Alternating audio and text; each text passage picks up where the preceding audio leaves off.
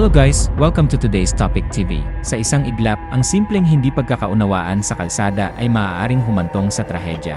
Isang init ng ulo, isang maling desisyon at buhay ang maaaring maging kapalit. Isa sa mga pinakabagong insidente ay naganap sa Boso-Boso, Antipolo, kung saan nauwi sa putukan at pagkamatay ang isang away trapiko. Ano nga ba ang nagiging sanhi ng mga ganitong pangyayari? At paano natin ito maiiwasan? Sa video na ito, tatalakayin natin ang mga aral na dapat matutunan ng bawat motorista upang maiwasan ang pagiging biktima o maging dahilan ng road rage. Huwag kang bibitaw, dahil ang kaalaman ay maaaring makapagligtas ng buhay. Isang trahedya ang naganap sa Boso-Boso, Antipolo, kung saan isang simpleng away trapiko ay nauwi sa barilan at pagkamatay. Sa bidyong ito nakuha ng isa sa mga sangkot sa insidente ay makikita ang isang riding at banding ng mag-ama na mabilis ang patakbo habang binabaybay ang kahabaan ng kalsada. Ang nagbibidyo ay ang anak habang makikita naman ang kanyang ama sa unahan. Pagdating sa may kurbada ay may biglang sumulpot sa gawing kanan na isang Fortuner at biglang pumasok sa solid lane. Kaya't makikita sa video ang bahagyang pag-iwas ng motor sa paparating na kotse. Mapapansin din na panay ang buntot ng motor sa Fortuner at makikitang nakikipagsabayan ito sa bilis ng takbo ng kotse. Biglang kumanan ang kotse dahil nag-overtake ito sa isang Bajaj.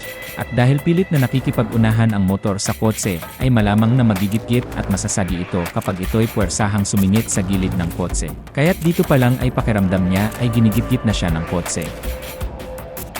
Muling gumawi pa kanan ang kotse dahil mag-overtake ito sa isang motor na nasa unahan niya at dito na nagsumbong ang anak sa tatay niya na ginigit-git daw siya nito. Ginigit-git ako nito munti, Fortuner. Ginigit ako. Oo, ayan o.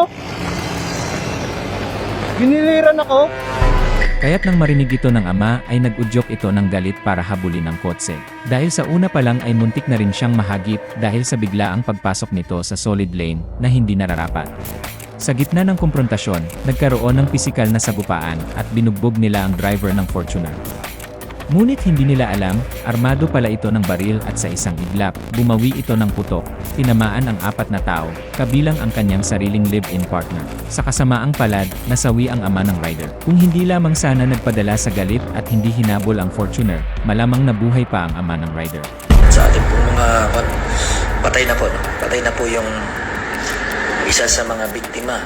So, yung naisampa natin ngayong hapon na 3 counts of frustrated murder, bali i-upgrade natin yun, i-amin natin siya kasi patay na po yung biktima. Sa tulong ng mga pulis Antipolo kaagad namang nahabol at naaresto ang suspect.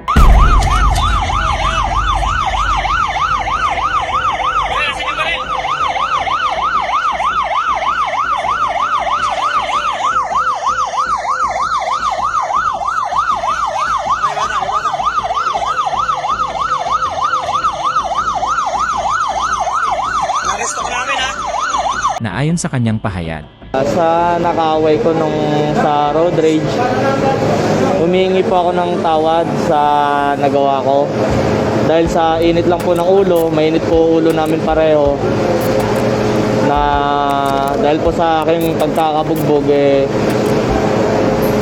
nawala na po ako sa aking sarili dahil masakit na po yung nararamdaman ko. sa kalsada, hindi natin alam kung sino ang ating nakakasabupa, kaya mas mabuting umiwas kaysa makipagsabutan o makipaglaban. Huwag magpadala sa emosyon, ang pagiging kalmado ay susi sa pag-iwas sa gulo. Kung may nakakainis na motorista, hayaan na lang at magpatuloy sa pagmamaneho.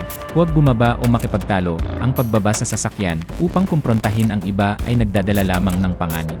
Iwasan ang physical confrontation, huwag tumugon sa pang-udyok, kung may kasama kang nag-init ang ulo at sinusulsulan kang gumanti, mas mabuting huwag nang makinig, magkaroon ng malawak na pangunawa. Hindi natin alam ang pinagdadaanan ng ibang motorista.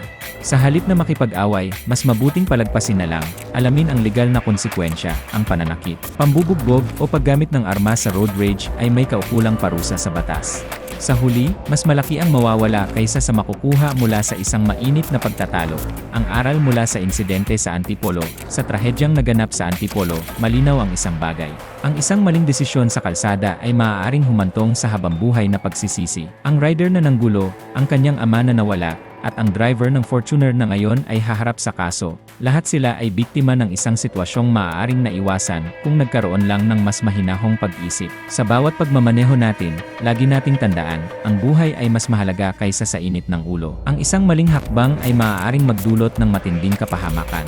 Kaya sa susunod na makaranas ka ng road rage, itanong mo sa sarili mo, mas mahalaga ba ang pride kaysa sa kaligtasan? Mag-ingat sa daan, maging responsableng motorista, at huwag hayaang ang isang maliit na away sa kalsada ay magdulot ng habambuhay na pagsisisi.